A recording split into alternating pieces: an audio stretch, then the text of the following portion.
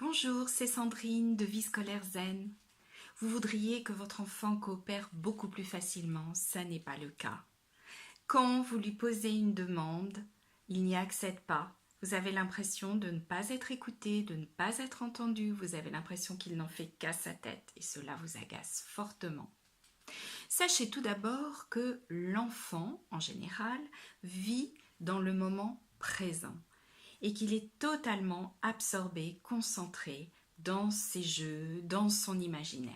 Il ne le fait donc pas exprès, il ne vous entend réellement pas parce qu'il est accaparé par ce qu'il est en train de faire. Il est dans l'action. Alors, je vais vous donner 3 formules magiques et 2 outils indispensables à acquérir.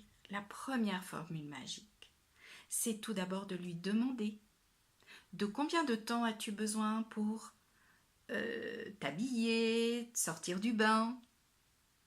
La deuxième formule magique est dès que tu es prêt, tu t'habilles, tu sors du bain. Troisième formule magique, dans 10 minutes, tu t'habilles, tu sors du bain.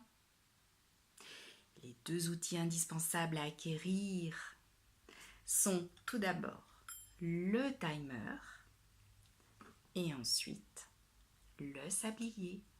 Ces 2 outils vont l'aider à mesurer le temps écoulé.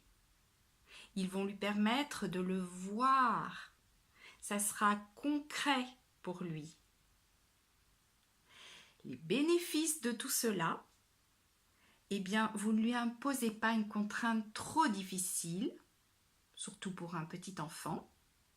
Le deuxième bénéfice, c'est que vous lui donnez la responsabilité, la possibilité de se préparer mentalement et vous lui donnez la responsabilité. Donc c'est important.